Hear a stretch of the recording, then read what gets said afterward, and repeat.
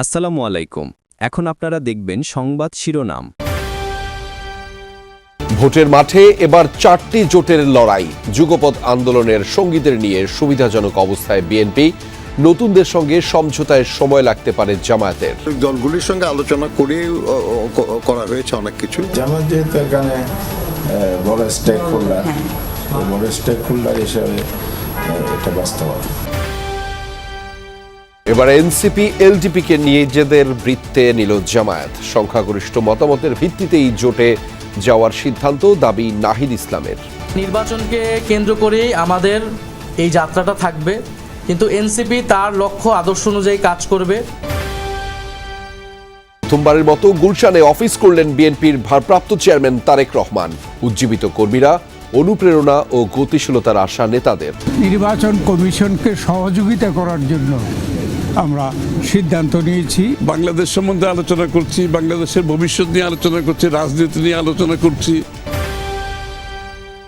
উৎসব মুখর পরিবেশে সারা দেশে কর্মী সমর্থকদের নিয়ে প্রার্থীদের মনোনয়নপত্র দাখিল।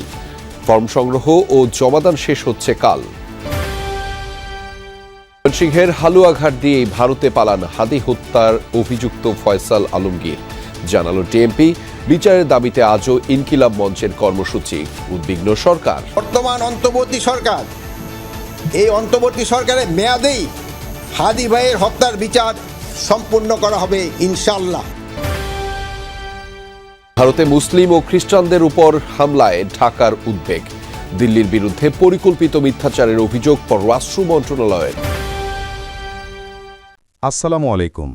এখন দেখবেন সংবাদ বিস্তারিত। এখন পর্যন্ত যা সমীকরণ, তাতে 4টি জোটে ভাগ হয়ে নির্বাচনে লড়তে যাচ্ছে রাজনৈতিক দলগুলো। প্রধান জোটে বিএনপি ও যুগপৎ আন্দোলনের শরিকরা।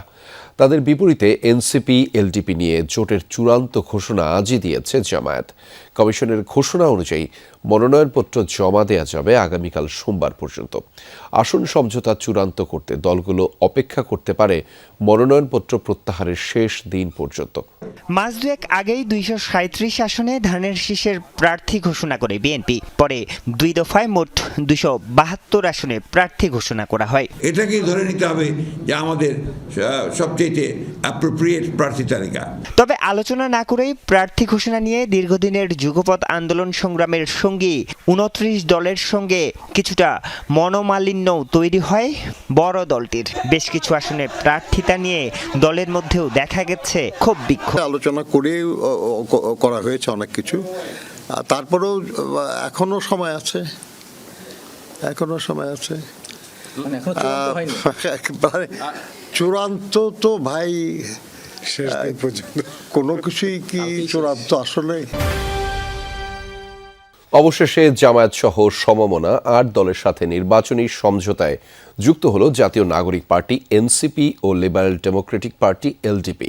রোববার বিকেলে প্রেস ক্লাবে জরুরি সংবাদ সম্মেলন থেকে জোট গঠনের চূড়ান্ত সিদ্ধান্ত জানান জামায়াতের আমির ডাক্তার শফিকুর রহমান। নির্বাচনী আসন সমঝোতার পাশাপাশি আগামী দিনের রাজনৈতিক কার্যক্রমও 10 দলের এক থাকার ঘোষণা দেন। মনোনয়ন দাখিলের একদিন সময় হাতে রেখে প্রেস ক্লাবে জরুরি সংবাদ সম্মেলন ডাকে জামায়াত সহ আন্দোলনরত 8 দল। এতে অংশ নেন এলডিপি সভাপতি কর্নেল অলি আহমেদ, তবে এনসিপির তরফে ছিলেন না কেউ। ব্রিফিংয়ের শুরুতেই এলডিপি ও এনসিপির সাথে জোটের ঘোষণা দেন জামায়াত আমির ডাক্তার শফিকুর রহমান। জানান আসন বন্টনও প্রায় চূড়ান্ত। আপনারা জানেন এতদিন ধরে 8টি দল একসাথে আমরা কাজ করে আসছিলাম। এই দলগুলোর সকলেই এখানে উপস্থিত আছেন প্রতিনিধিরা। তার সাথে আলহামদুলিল্লাহ আজকে আরও 2টি দল আমাদের সাথে সম্পৃক্ত হয়েছেন। জনাব কর্নেল অলি আহমদ বীর বিক্রমের নেতৃত্বে এলডিপি এবং এনসিপি। এটা আমাদের একটি মজবুত নির্বাচনী সমঝোতা।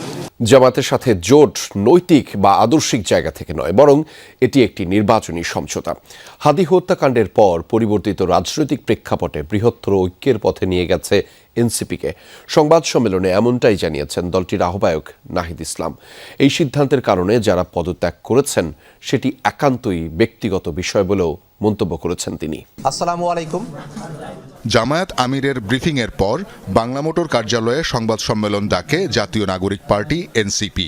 এতে দলের আহ্বায়ক নাহিদ ইসলাম সহ দলের শীর্ষ নেতারা যোগ দেন। অন্যান্য দিনের তুলনায় এক কাতারে নেতানেত্রী সংখ্যাও ছিল চোখে পড়ার মতো। তাদের সাথে নিয়ে জামায়াতের সঙ্গে জোটের সিদ্ধান্তের কথা জানান নাহিদ ইসলাম। শরীফ ওসমান হাদির যে শাহাদাত বরণ এবং তাকে প্রকাশ্যে গুলি করার মাধ্যমে বাংলাদেশের রাজনৈতিক প্রেক্ষাপট অনেক বেশি পরিবর্তন হয়েছে। বলেন, বর্তমান রাজনৈতিক প্রেক্ষাপটে সংখ্যাগরিষ্ঠের মতামতের ভিত্তিতেই জোটবদ্ধ হয়েছে এনসিপি। কার্যালয়ে প্রথম অফিস করলেন বিএনপির ভারপ্রাপ্ত চেয়ারম্যান তারেক রহমান। দুপুরে গুলশানের চেয়ারপারসনের কার্যালয়ে তাকে স্বাগত জানান দলের স্থায়ী কমিটির সদস্যরা। এই কার্যালয়ে তারেক রহমানের এটি প্রথমবারের মতো আসা, যার মধ্য দিয়ে নতুনভাবে শুরু হলো রাজনৈতিক পথচলাও। অনানুষ্ঠানিকভাবে দলের স্থায়ী কমিটির বৈঠকও করেন তিনি, যেখান থেকে আগামী নির্বাচন ঘিরে নির্বাচন কমিশনকে সহযোগিতার সিদ্ধান্ত নেয় বিএনপি। আলোচনা হয় গণতান্ত্রিক উত্তরণ ও জনজীবনের নানান সংকট নিয়েও। চেয়ারপারসনের কার্যালয়ে প্রথমবারের মতো বিএনপির ভারপ্রাপ্ত চেয়ারম্যান তারেক রহমান। নির্বাসিত জীবন শুরুর পর চালু হওয়া এই কার্যালয়ে এর আগে আর আসা। দেশে ফেরার পর চতুর্থ দিন দুপুরে গুলশান অ্যাভিনিউর বাসভবন থেকে বের হন বিএনপির এই শীর্ষ নেতা। 5 মিনিটের মধ্যেই পৌঁছে যান দলের চেয়ারপারসনের কার্যালয়ে। তাকে অভ্যর্থনা জানান স্থায়ী কমিটির সদস্যরা। এরপর কার্যালয়ে নির্ধারিত অফিস কক্ষে বসেন তারেক রহমান। এতদিন দূর থেকেই দলের নেতৃত্ব দিয়েছেন, বিএনপিকে করেছেন সংগঠিত।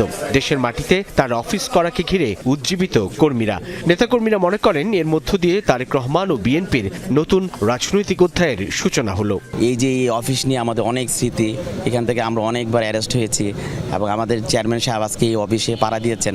আমরা সবাই অপেক্ষামান। আমাদের দলের মধ্যে সমস্ত কিছু শৃঙ্খলা পরিপূর্ণভাবে স্থাপিত হবে বলে আমরা বিশ্বাস করি। যে অফিসিয়াল যে কার্যক্রম তিনি আনুষ্ঠানিকভাবে শুরু করেছেন, সো ইনশাল্লাহ আমাদের বাংলাদেশ জাতীয়তাবাদী দলের প্রত্যেকটি নেতাকর্মীরা সর্বোচ্চ সব দিকে তৃণমূল পর্যায়ে সকলে উজ্জীবিত রয়েছে। দলের জ্যেষ্ঠ নেতারা মনে করেন তারেক রহমানের হাত ধরেই সারা দেশে বিএনপি কর্মীরা হবেন আরও অনুপ্রাণিত।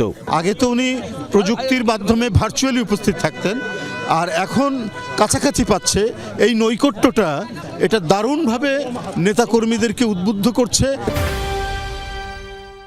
এবার পুলিশও স্বীকার করল ময়মনসিংহের হালুয়াঘাট সীমান্ত দিয়েই ভারতে পালিয়ে গেছে ওসমান হাদির হত্যাকারী ফয়সাল ও আলমগীর।